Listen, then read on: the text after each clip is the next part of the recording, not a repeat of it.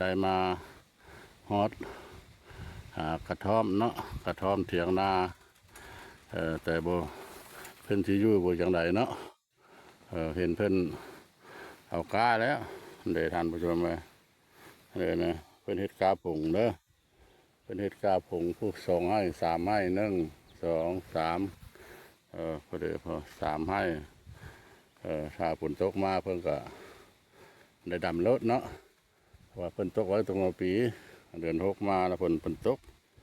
เพื่อฮอดเดือน7เดือน8แล้วมันก็ยาวแล้วเพิ่นก็ดำเพราะว่าน้ำอยู่ภูอยู่ผานี่แล้วมันภายหลังฝนตกแล้วมันมีรถได้มันมีรถเอาไปถามเพิ่นเพิ่นมาเฝ้ากา5 โมงอยู่บ่เนาะผู้เฒ่าใส่หม้อ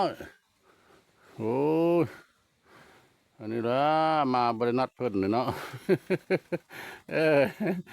มาบริณัดเพิ่นยันเพิ่นบูยู่แล้วนี่เพิ่นไปทางใดละไปหาหน่อไม้หน่อมันบ่พร้าว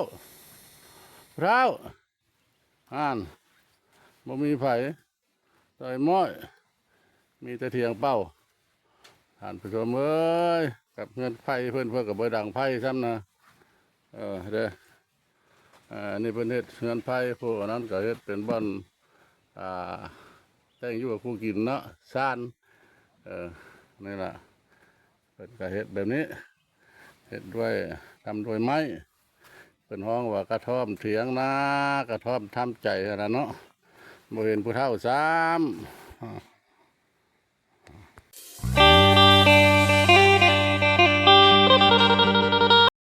ทักทายสบายดีบรรยากาศยามแรงเนาะค่อยค่ำลงแรง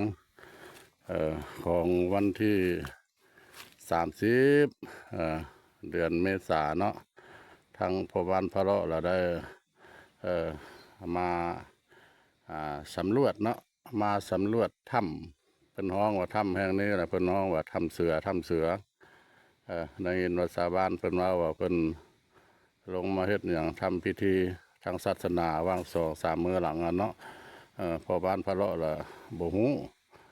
ว่าเราสิมาเบิ่งเนาะเพิ่นเฮ็ดวิธีใดเพิ่นเฮ็ดอย่างได้เป็นว่าแต่ละปีแล้วมันได้เฮ็ดทุกปี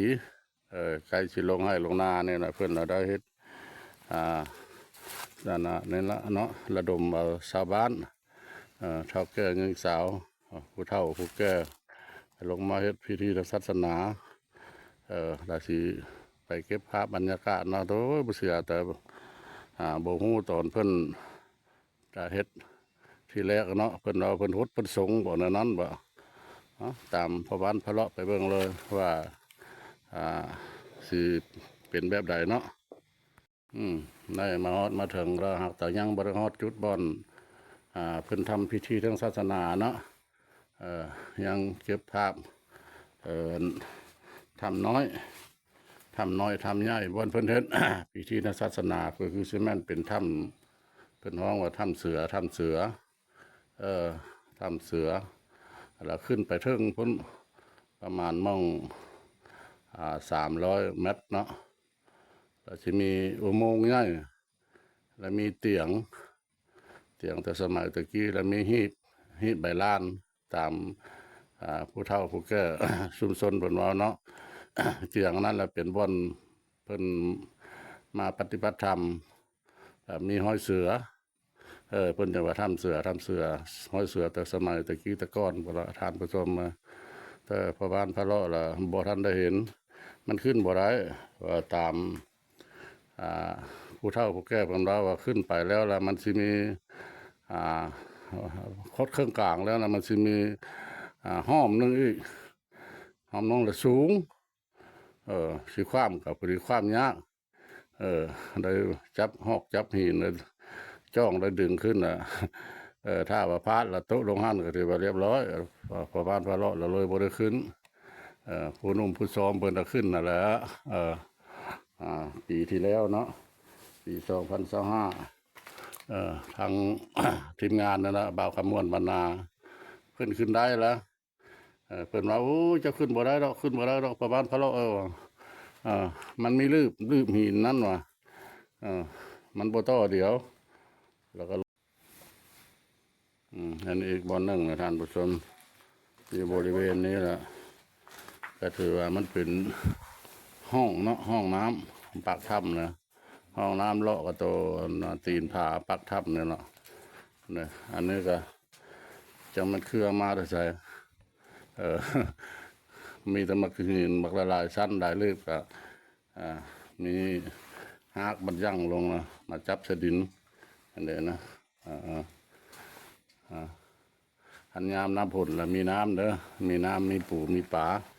แต่ถ้ำบนถ้ำเสือแล้วคนเราขึ้นเทิงพุ่นประมาณพะเลาะเราขึ้นบ่ได้มันหินมันบ่ต่อเดียวเนาะมันเป็นลืบมันนะมาผู้เดียวบ่ขึ้นย่านไปมากับทีมงานบ่าวแปลงบ้านนาบ่าวแปลงบ้านนา2 คนมันมาผู้หนึงผู้เดียวแบบมันบ่แม่นทินเฮาเนาะคือเป็นตาย่านตากลัวคือเดี๋ยวนี้ละเลี้ยวขึ้นไปทางบนก็มีหินย่อยหินซ้อหลังอันก็เป็นนาฮัศจรรย์อยู่เนาะมันเป็นหนังสือเราจังมันอย่าง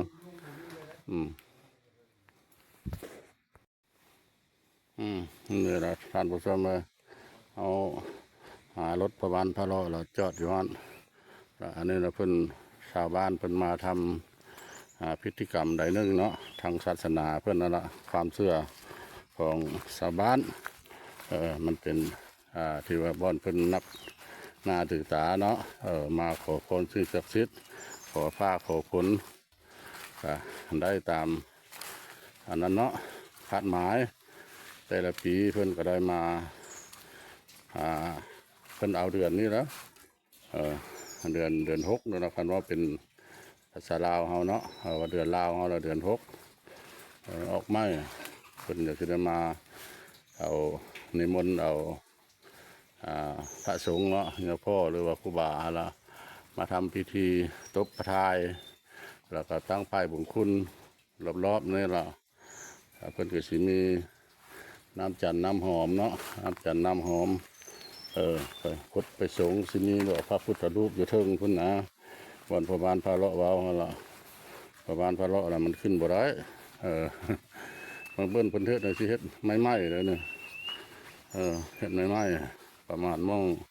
2-3 วันมานี่แล้วเนาะอันนี้เพิ่นได้ถวายแบบนี้ขออนุญาตเด้อเจ้าที่เจ้าทานเด้อขอเก็บภาพถ่ายทำให้แขกต่างดาวเข้าตั้งไก่ได้หู้ได้เห็นให้เพิ่นมาคารวะบูชาเดี๋ยวละมีขัน 5ขัน 8ขันพิสังเนาะอันนี้ขัน 5นะอยู่เทิงแล้วขัน 8มีน้ำส้มน้ำหวานขันมักเบงมักกล้วยผักหวานเพิ่นเคยเฮ็ดทุกปีแบบนี้ท่านผู้ชมเพิ่นเคยเฮ็ดทุกปีแบบนี้เดี๋ยวอยู่เทิงคนนี้หนึ่งแล้วนะก็อยู่ปักเทิงคนอันนี้ก็มีขันมักเบงอันนี้นะคือทงนาเนาะทงนาของพ่อแม่ประชาชนชาวบ้านถ้ำเพิ่นนั่นละเป็นผู้เอาเพิ่นเป็นกับผู้เฒ่าผู้แก่เนาะอายุเพิ่นก็ประมาณ70-80 ปีแล้วเพิ่นได้มาชาวไร่ชาวนาขอโดยท่านผู้ชมการเก็บภาพว่าคือมาสำรวจเบิ่งถ้ำเสือเนาะมาสำรวจเบิ่งถ้ำเสือก็ขึ้นบ่ได้ก็เห็นแต่ชาวบ้านเพิ่นเฮ็ด